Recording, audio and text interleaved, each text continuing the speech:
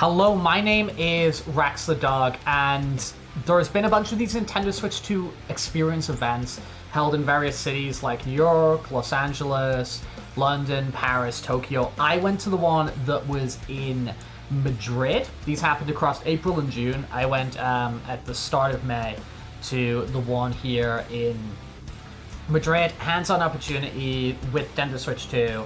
Ahead of its June 5th release day. I did a live stream where I kind of talked about my impressions with chat at length. So if you go back on my channel and search for like Nintendo Switch 2 impressions live stream or whatever, you'll find that where I talk about that for, I think I spoke about it for like a couple hours. But I thought I'd do like a short video here just so people can click on it if they want to and get sort of a consolidated summary of my impressions as like an attendee from being at these events. So talk about the console's hard work, the new features, and the launch games. So, the event was really well managed. I was there for like 5-6 hours or something, and they didn't let a ton of people in. They maybe had like, I don't know, maybe like 250 people there and 150 Nintendo Switches. I don't know, there was a really good amount of Nintendo Switch 2s which were there, so you could basically be playing all the time.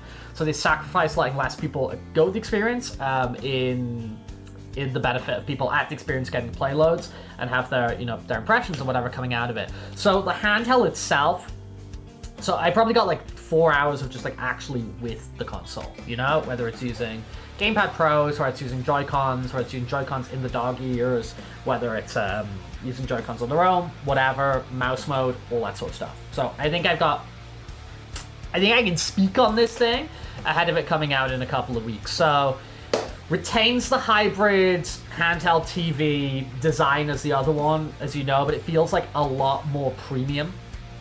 It feels like a lot more premium. Slightly larger, slightly thinner, but generally the same sort of dimensions that you're used to with a Nintendo Switch 2. The display with the HDR and the improved refresh rate really gives like sharper visuals and smoother motion. That felt really clear when I was playing like Donkey Kong. That felt really clear when I was playing Mario Kart. Cool. There was a sturdy build with no like Joy-Con wobble. There was a stand where you could actually just go and like the Switch wasn't attached to any sort of display things, and you could pick it up and shake it around and whatever, and it feels really, really sturdy. And I think a lot of that's thanks to the new magnetic attachment system, replacing the original rail design. And for me, it's just like, great.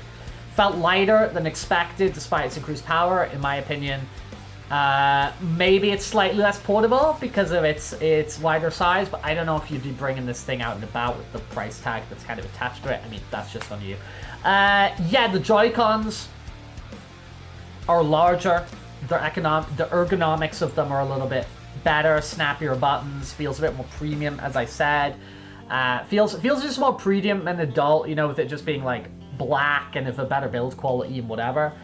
They got that C button there. I don't know, I didn't press it. They've got I did press it, didn't do anything, because that's the link to the chat thing. The mouse thing, really, really good. Playing like Civilization, playing some Bravely Default, playing Metroid, and just at any point, Metroid's like the showstopper, right, for displaying the mouse functionality.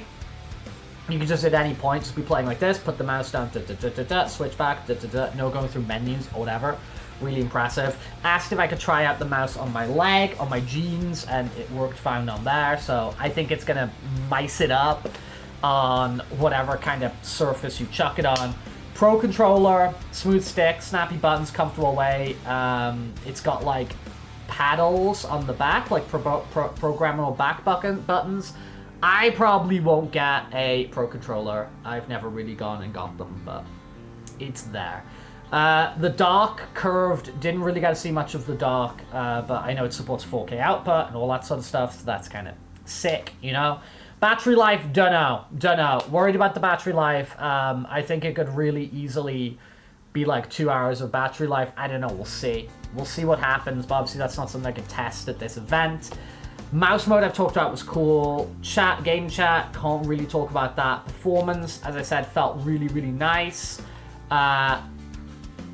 Built-in speakers or headphones, you're using those, the audio sounded pretty good. Game impressions. Let's talk about games. Oh, whoa, I've got a subscription while I am recording this video. So, Mario Kart World. Really, really, really sick. Open world, 24-player race mode, new mechanics like wall riding and grail riding. Really cool, chaotic fun. Visuals were like vibrant, especially in the 4K. Really excited about this game. Was sick to play with 24 people in the room, like a big LAN party as well, but that's kind of talk about that experience as opposed to the game itself, because like you're probably not going to replicate that. But dude, really, really fun. Donkey Kong Bonanza. Nintendo, for some reason, don't like to talk about who develops their games. This is clearly made by the Odyssey Studio. This is clearly made by, you know, like Studio One and Nintendo. Exploration gameplay, Spyro-like feel, to be honest. Smashing through the environments and be able to go kind of in any direction and forge your own map was really freaking cool. Cathartic and fun. The level design in the demo wasn't particularly much, but we'll see when the game comes out. Metroid Prime 4 running 120 frames per second. They had it in performance mode for us. They said it was in performance mode. Really cool. The responsive mouse controls were really, really sick. I need to see more gameplay though to kind of see what happens in that. Felt like the cutscenes were pre-rendered on Nintendo Switch 1 and were macro blocking. I don't know. Super Mario Party, don't care, it's a re-release. Legend of Zelda Breath of the Wild, Tears of the Kingdom, Kirby the Forgotten Land. You know, don't freaking care. They're re-releases. If you haven't played these games already, it's going to be sick. Right? Because especially like Tears of the Kingdom in the forest and stuff like that had performance issues. These games are going to be sick if you're playing for the first time. This is like the way to play them. But as somebody, for me, I was like, I don't want to revisit those right now. Don't care. Nintendo Switch 2 Welcome Kit Tour, minigame collection, showcase new features. It's lackluster. It should have been in the price tag. That's a... Drag X Drive it's kind of exhausting to be playing that and keeping up doing this. I'm not saying physically exhausting, I'm saying mentally exhausting, kind of get used to these controls and whatever. Most of the people I played with quit it and they left and they had to bring new people in because they're playing 3x3. Drag Drive, Drag Cross Drive, Drag X Drive, whatever you call it. I'm not going to purchase that. I much would have preferred Arms 2, Cold Legs, whatever. Third-party titles, cool. Cyberpunk, Hogwarts Legacy, Street Fighter, Hades 2, like, this stuff ran really well. Like, for me, I don't care. Like, if I was gonna play Cyberpunk, I would have played it by now. I have a PS5, I've got an Xbox Series, you know? I haven't purchased that game. If I was super excited to be playing Cyberpunk, I would have made the effort to play that a long time ago. I probably still will in the future, but I'm not like, woo, it's coming to Switch 2. However, what it represents to me is like a bigger deal, because it showed that something like that can run on the Switch 2, and it's like, oh, cool. So we're going to get stuff like that on the Switch 2. Stuff like that is possible on the Switch 2. So the promise of some of these games, rather than actually coming out for me personally, is a bigger deal. And I think it's really exciting, though, for people who just exclusively live in the Nintendo ecosystem. They can get access to them. So basically, dude, what other stuff can I kind of say here? I was generally impressed by its polished design, the vibrant visuals. Mario Kart World being a launch title, sick. Donkey Kong just being around the corner is sick. Feels like a strong evolution of the original Switch. It's due because it's been so long. Improved performance, quirky-ass Nintendo features. I thought it was fun.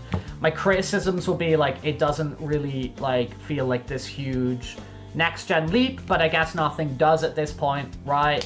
But it is kind of like, okay, many of the launch titles being ports or enhanced versions and rather than new exclusives is kind of a bummer, but you know, for me, I feel like there's enough slowly trickling out and the promise of so many things that I'm like, whatever, because I'll be playing Mario Kart World loads and then like for a month I'll be like hardcore into that, and then Donkey Kong will come and then we'll get Metroid and then we'll get yada yada yada. So I'm not super bummed about that. The price is a bit steeper than I'd like, but honestly, I think it's kind of how much these things cost, especially with like the parts and whatever.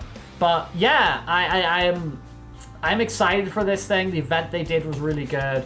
If you want to hear me talk about more of each game individually and specifically, I do have a live stream, which maybe I'll put down like a pinned comment if I frickin' remember, where I talked about this whole thing in depth. But I just wanted to, before we finally got to Switch time, in a couple weeks, I thought I'd just put this out there. My name's Rex the dog, by the way.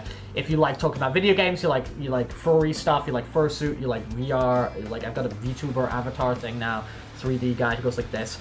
If you like any of that stuff, you like drawing, you like doing fun stuff as a community, come check out my channel. I stream nearly every single day here on YouTube and on twitch.tv/RexRebelHeart. On the days I don't do streams, I post videos, which is just usually me talking about my life or things I'm interested in while I'm in the suit of the fur. And yeah, not much more I want to say right now, but lots of love from me. Mwah. You guys take care. Links in the description for all the places you can find to follow me, Discord, Telegram, Twitter, ways to support me, Ko-fi, whatever. Mwah. Bye bye bye bye bye.